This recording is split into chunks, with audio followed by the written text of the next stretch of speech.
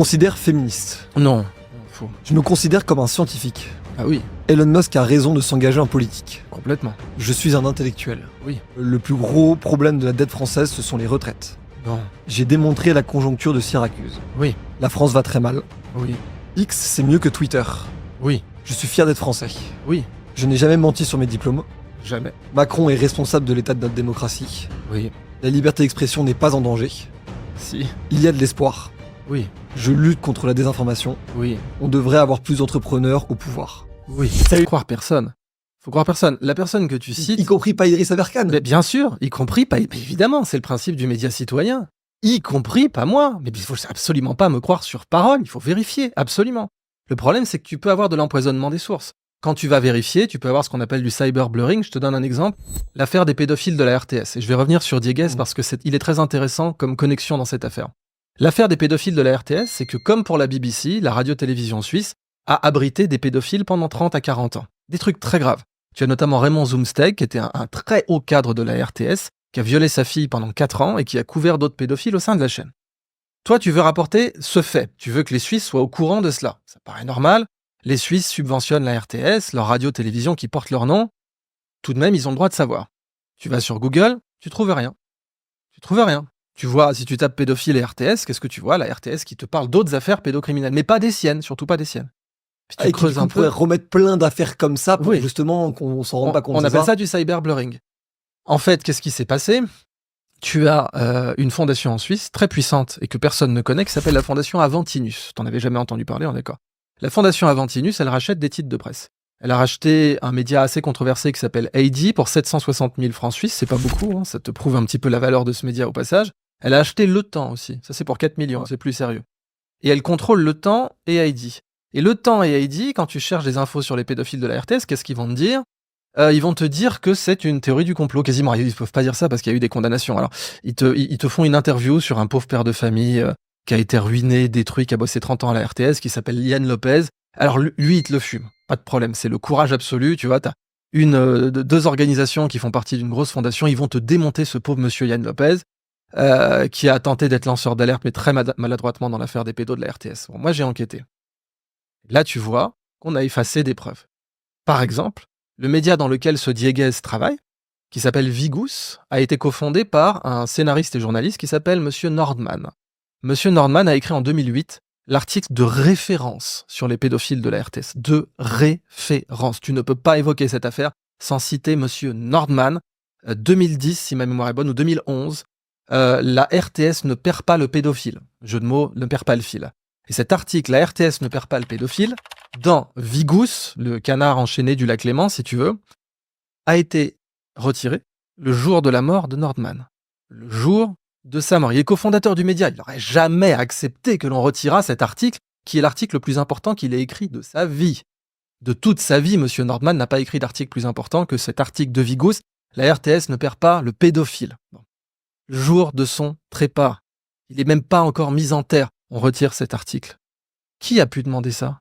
Pourquoi on a retiré l'article de référence sur l'affaire des pédos de la RTS, qui est une affaire encore une fois très grave? On a 5 cas de pédophilie aggravés à la RTS, y compris des hauts cadres, y compris du recel d'images pédopornographiques sur les ordinateurs de la RTS, pas pour des enquêtes. Mais on n'a pas tous le temps de faire des enquêtes comme ça. Iris, Voilà. comment on fait le tri? Alors, c'est aux journalistes citoyens d'aller chercher les preuves, en effet, de les présenter au public.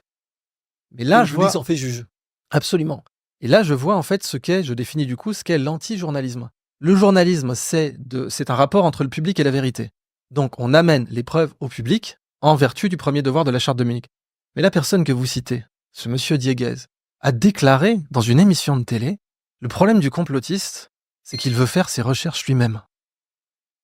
On n'a pas idée. Mais c'est vrai, on n'a pas idée. Vous et moi, nous tous ici, toi et moi, on est idiots.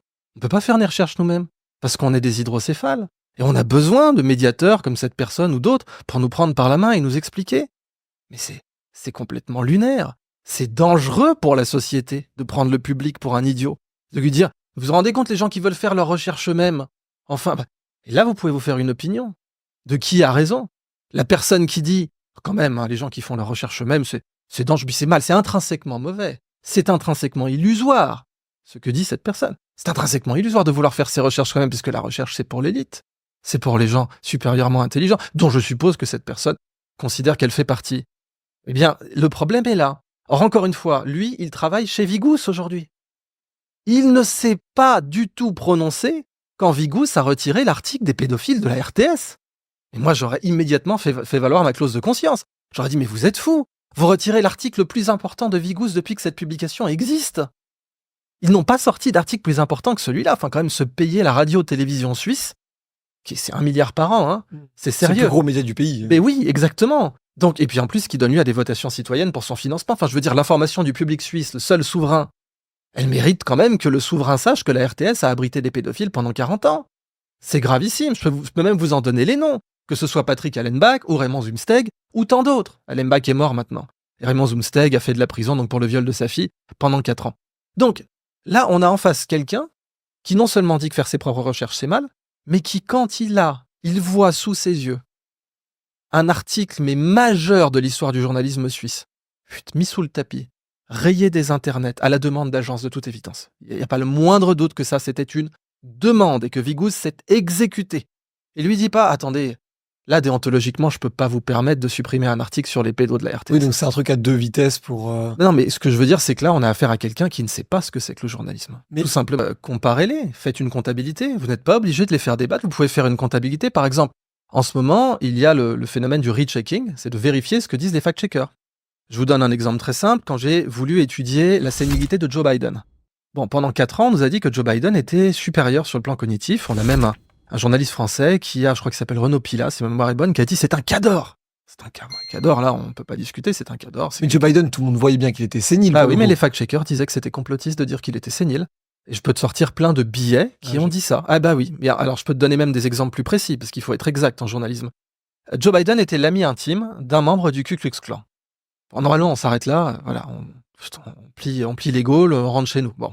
Joe Biden, démocrate, est l'ami personnel d'un membre du Ku Klux Klan. Bon, ça la fout mal quand même. On est Comment d'accord. c'est jamais sorti C'est sorti. Sauf que là, on a eu le cyberblurring. On a Reuters qui a fait un article de fact-checking.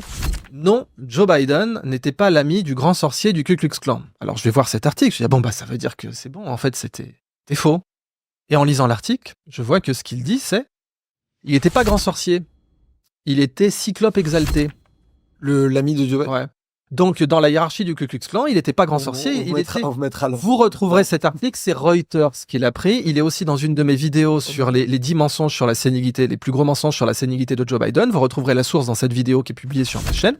Et là, vous voyez que Reuters a fait du cyberblurring, c'est-à-dire que ils vous mettent non, 3 petits points. Alors, ça s'appelle le monopole du dernier mot. Tu as le dernier mot. Évidemment, Jean PNJ à la machine à café, il va pas discuter avec un fact-checker. Donc, il voit un billet qui dit non, 3 petits points. Il y va à l'article jusqu'au Ah bout. bah non, mais voilà, il se dit ça y est, et puis même mieux que ça, il va le sortir sur son téléphone à son collègue, il va dire regarde, non, il y a Jean-Robert A ou Bernard X, bon, qui a dit non, point, on discute plus, ok. Et ben là, Reuters disait non, mais quand tu lisais l'article, et ben ça disait non parce qu'il n'était pas Grand Wizard, il n'était que Cyclope exalté. D'ailleurs, j'ai trouvé aucune source qui disait que il était Grand Wizard au départ. Aucune, c'est ça le cyberblurring, c'est qu'on contredit un truc qu'on a peut-être même inventé. Une façon qu'on peut imprimer de la monnaie sans aucune ressource pour l'adosser. Avant, bien sûr, au tout début du dollar, le dollar, c'était, en argot, on disait buck. One buck, ça veut dire un cerf, parce qu'un dollar valait une peau de cerf. Plutôt, une peau de cerf valait $1. Donc, c'était à peu près une semaine. Une valeur de troc, en fait. Oui, enfin, c'était un étalon, justement. On avait un étalon dans le Midwest américain, sur la route des fourrures, la Louisiane française, en fait, hein, toute cette zone-là qui va être vendue par Napoléon, à Jefferson. Cette zone-là, une peau de cerf, ça valait à peu près $1. Donc, on peut se donner, aujourd'hui, on voit qu'une peau de cerf, ça vaut à peu près entre 300 et $900. Si on veut se faire une veste, par exemple, en cuir de cerf, c'est à peu près ça que ça coûtera, selon à qui on achète. Donc, on voit à peu près ce que ça représentait une bonne semaine de travail à l'époque. Ensuite, le dollar s'est décorrélé de ses étalons. On pouvait récupérer du dollar en or ou en argent, et puis ensuite, le dollar s'est mis à être imprimé avec rien derrière. Or, qu'est-ce que c'est qu'une monnaie ? C'est un bon d'achat sur une économie. Quand tu as un dollar dans les mains, tu as un bon d'achat sur l'économie américaine. Bien sûr, c'est une des raisons pour lesquelles les BRICS veulent dédollariser, parce qu'ils en ont marre que leur café soit payé, que leurs matières premières, que leur pétrole, leur bauxite, leur strontium, leur carcasse de porc, leur jus d'orange surgelé soient payés en bon d'achat sur l'économie américaine. Maintenant, voyons le parallèle avec la presse. Avant la presse, quand elle imprimait un papier, un billet d'ailleurs, j'ai été journaliste au Point, on appelle ça un billet. Quand la presse imprimait un billet, il était adossé à des preuves. des preuves factuelles, tangibles, vérifiables. Aujourd'hui, on a des billets qui sont imprimés sans aucune preuve. Exemple, les Russes volent des puces sur les machines à laver. Il n'y avait pas la moindre preuve de ça. Aucun journaliste n'a trouvé la moindre preuve de ça. C'était dans quel média C'était dans la Dépêche du Midi, je crois. Donc bon, ça compte pas parce que là, on n'est pas sur un média très sérieux. Mais dans tous les cas, des gens ont écrit d'énormes conneries. Par exemple, le vaccin protège de la transmission. Tout simplement. Bon. Par exemple, là, on voit dernièrement la énième fake news qui a été débunkée, c'était le coup du pangolin. En 2019 ou en 2020, quand on disait non, a priori, le virus ne vient pas d'un pangolin qui a copulé avec une chauve-souris, l'inverse, bon. Non, ça paraît pas sérieux. Vous aviez des médias, comme Le Parisien, qui d'ailleurs a perdu 10% de son audience rien que cette année, ceci explique cela, qui se retrouvaient à écrire « Ah non, mais si vous ne pensez pas que c'est un pangolin, vous êtes d'extrême droite et vous êtes complotiste. » C'est ça le problème de l'étalon preuve. On peut aujourd'hui imprimer tout un tas de billets sans rien derrière. Et c'est ce qu'on a vu. Alors aux États-Unis, ça a culminé. C'est la raison pour laquelle Elon Musk a racheté Twitter et l'a transformé en X. Enfin, on a quand même des médias qui ont écrit que l'affaire du portable de Hunter Biden était une intoxication russe. Des médias ont écrit ça. Il a été gracié récemment. Alors, il a été gracié par son père après que Karine Jean-Pierre, la porte-parole du gouvernement, la porte-parole de l'administration Biden, ait dit avec un visage très travaillé, hollywoodien, blasé, quand on lui a demandé est-ce que Joe Biden va pardonner à son fils, va gracier son fils. J'ai dit non. Qu'est-ce que vous êtes idiots, vous les journalistes, de me poser des questions pareilles. Non. Et je vous le redis, il ne le graciera pas. Et je vous le redis encore une fois. Bon.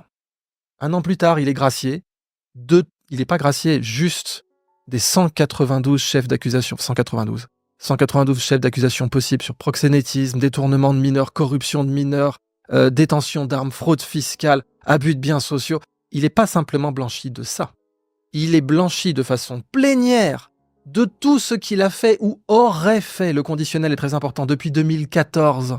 Pourquoi 2014 ? Parce que c'est la date à laquelle il devient conseiller de la société ukrainienne Burisma et qu'il touche des millions au nom de cette société, alors qu'on sait que c'est juste un très gros consommateur de drogue et de prostituées. Il n'est absolument pas compétent pour conseiller une société internationale ukrainienne en énergie.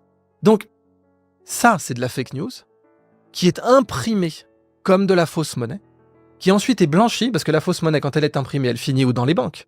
Avec les comptes en banque qui sont adossés à de la fausse monnaie, on peut acheter des choses. Cette fausse monnaie devient de la vraie quand elle achète un château dans le Bordelais, quand elle achète une usine dont elle licencie les employés. Quand on fait tourner la planche à billets de façon inconsidérée, on peut acheter des vraies choses avec. Et c'est ce que font les États-Unis depuis, bien sûr, 50 ans. Ils achètent de vraies choses avec la planche à billets. Eh bien, la presse aujourd'hui, c'est la même chose. Elle fait tourner la planche à billets parce qu'elle n'est pas rentable. Se rappeler, le Parisien appartient au groupe LVMH, le Parisien ne pourrait pas survivre ni sans les subventions de l'État français, ni bien sûr sans la structure du groupe LVMH qui garantit sa survie. D'accord ? De même pour l'Express, dont le patron a été condamné en diffamation, de façon très sale d'ailleurs, et de même pour tout un tas d'autres médias, au fond, comme BFM TV, qui est encore à vendre, et aux États-Unis, MSNBC, qui est à vendre, CNN, qui est en train de faire un plan social, parce qu'elle n'est pas rentable. Cette planche à billets n'a plus besoin de preuves. Et elle blanchit ces billets dans d'autres organisations, comme Wikipédia. C'est le cofondateur Larry Sanger de Wikipédia qui l'a dit. C'est très simple. Si vous pouvez imprimer des billets, vous pouvez ensuite les reprendre sur une fiche Wikipédia. C'est ce qui se passe sur Musk, c'est ce qui se passe sur Trump, c'est ce qui se passe sur la page de Didier Raoult, c'est ce qui se passe sur la page de votre serviteur, c'est ce qui se passe sur beaucoup de pages en réalité. Et pas seulement de personnes. Bien sûr, ça marche sur les personnes, mais ça peut marcher aussi sur des événements. Si on a une trentaine d'articles de presse qui ont dit par exemple que les Russes volent des puces électroniques sur les machines à laver, ce sera blanchi dans Wikipédia. Mais de l'autre côté, c'est un avis personnel, mais j'ai l'impression, et je prouve que le roman de Balzac, Les Illusions perdues, en parlait bien, mais que déjà à l'époque, il y avait un dédain pour la vérité de certains médias. On se souvient de cette scène en disant au nom de la fausse information, du mensonge publicitaire et de la mauvaise foi, je vous fais journaliste. Et ça, c'est 1830. Tout à fait. Donc, il y a eu un changement depuis là, parce que j'ai l'impression qu'au final, ce que tu décris, c'est finalement ce qui se passait déjà à l'époque, en fait. Le changement, c'est la proportion. C'est-à-dire qu'à l'époque, c'était une minorité qui faisait ça. Même si dans l'affaire Dreyfus, on peut commencer à en douter, puisque dans l'affaire Dreyfus, on a bien vu que là, tous les médias... Et en fait, c'est une maladie. C'est une maladie saisonnière ou décennale de la presse, ou peut-être séculaire. Régulièrement, la presse tombe là-dedans. Par exemple, on se rappelle que pendant la Première Guerre mondiale, alors là, c'était fake news sur fake news. Enfin, j'en ai fait un petit résumé dans une de mes conférences, là, La liberté ou la mort, où je reprends les dingueries qui étaient publiées par la presse française pendant la guerre de 14. Enfin, on avait même un journal qui s'appelait L'Intransigeant, qui disait « L'artillerie allemande est comme eux, elle n'est que bluff. Les obus explosent mollement. » Ça veut dire quoi, exploser mollement? Et ils ne nous font que des bleus. D'accord? C'est ce qu'écrivait L'Intransigeant en 1914. Et plein d'autres dingueries comme ça. Les balles allemandes ne sont pas dangereuses. Elles nous traversent de part en part sans faire aucune déchirure. C'est ce qui a été écrit par la presse française pendant la guerre de 14. Donc, c'est une maladie qui est récurrente. Et la seule façon de soigner cette maladie, en effet, c'est le journalisme citoyen. Quand on a des journalistes qui ne sont pas subventionnés, qui sont issus de la société civile, qui ont un vrai métier à côté, sur qui on ne peut pas faire pression, sur qui la rédaction ne peut pas faire pression, parce que leur rédaction, c'est eux. C'est ce que dit Elon Musk, vous êtes les médias maintenant. You are the media. Ça, c'est la seule correction possible à cette maladie récurrente de la presse, qui est qu'au bout d'un moment, elle se rend compte de ce qu'elle a un pouvoir, elle se rend compte de ce qu'elle n'est pas rentable financièrement, mais qu'elle peut monnayer son appui. Elle peut monnayer, en fait, on appelle ça un média parce que c'est un médiateur, c'est un intermédiaire. Média, ça veut dire quoi? Ça veut dire milieu. Bien sûr, on appelle ça aussi un moyen. Média, c'est aussi en art, par exemple, l'argile, c'est un média. Le cinéma, c'est un média. Mais c'est un intermédiaire. Le média de média et le média de intermédiaire, c'est bien la même racine. Cet intermédiaire se rend compte qu'il peut prendre sa part, qu'il peut influencer le récit. Est-ce qu'en période de guerre, en période de Covid ou en période de moments très tendus, est-ce qu'en période de guerre, on peut vraiment dire aux soldats français, pour reprendre cet exemple-là, vous allez vous faire exploser, je suis pas sûr qu'on réussisse à mobiliser un pays à ce moment-là. Mais je pose la question, est-ce qu'il y a des moments... Il y a les deux extrêmes. La charte de Munich est très claire. Elle n'avait pas bien sûr été signée à l'époque, mais la charte de Munich est très claire. Le journaliste, son tout premier devoir, c'est de diffuser la vérité, quelles qu'en soient les conséquences pour lui-même. Quelles qu'en soient les conséquences pour lui-même. Si le journaliste se retrouve menottes au poignet comme Alex Jordanov, qui a balancé sur la DGSI par exemple, il s'est retrouvé devant le tribunal à plusieurs reprises.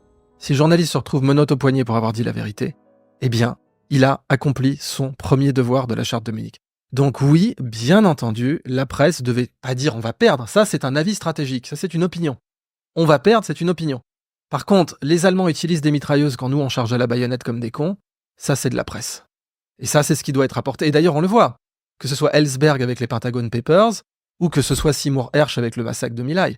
Le massacre de My Lai, Seymour Hersh l'a publié, l'a diffusé, et ça a évidemment écourté la guerre au Vietnam, tant mieux, ça a sauvé des vies. Tout dernièrement, on sait qu'il y a les SASR, donc les Special Air Service Regiment, donc c'est pas les SAS anglais, c'est les SAS australiens, pour qui moi, j'ai quand même fait une préparation militaire, j'avais beaucoup d'estime pour eux, ils ont pillé et violé en Afghanistan, ils ont commis des atrocités. C'est à la presse de le révéler.